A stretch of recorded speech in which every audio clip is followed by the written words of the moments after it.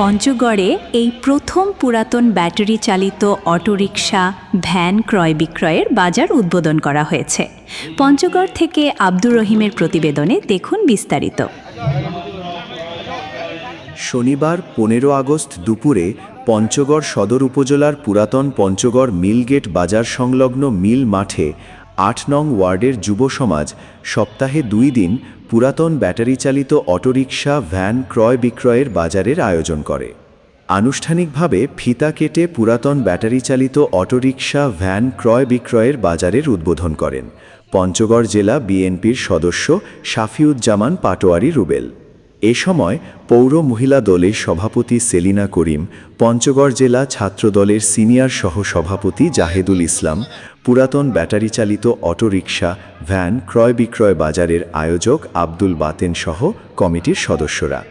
এ সময় স্থানীয় ব্যবসায়ী, পুরাতন ব্যাটারি চালিত অটোরিকশা, অটো, ভ্যান মালিক, ক্রেতা বিক্রেতা এবং বিভিন্ন শ্রেণী পেশার মানুষ উপস্থিত ছিলেন। আয়োজকরা জানান, পুরাতন ব্যাটারি চালিত অটোরিকশা, অটো, ভ্যান কেনাবেচার জন্য এর জন্য নির্দিষ্ট ও নিরাপদ স্থান তৈরির লক্ষ্যেই এ বাজার চালু করা হয়েছে। এতে ক্রেতা ও বিক্রেতারা একই স্থানে এসে পুরাতন ব্যাটারি চালিত অটোরিকশা, অটো, ভ্যানের কাগজপত্র যাচাই বাছাই করে লেনদেন করতে পারবেন। অটো, পাগলু, তারপর হচ্ছে আর কি van, auto van, autorickshaw battery চালিত, এটা যে উদ্বোধন হলো, এটা আসলে এটা একটা স্থান। এখানে আসে সবাই, এখানে আদা বাজার কোনো প্রশ্ন নেই। এখানে আমাদের ছেলেপেলেরা করে মিলে খাবে, এরাই এই হাটটা পরিচালনা করে যেই টোকেন মানিটা পাবে এটাই তারা নিয়ে চলবে আর কি বাজার, এই বাজারে আর কি, এটা এখানে। আর আজকে এটা আমরা উদ্বোধন করলাম।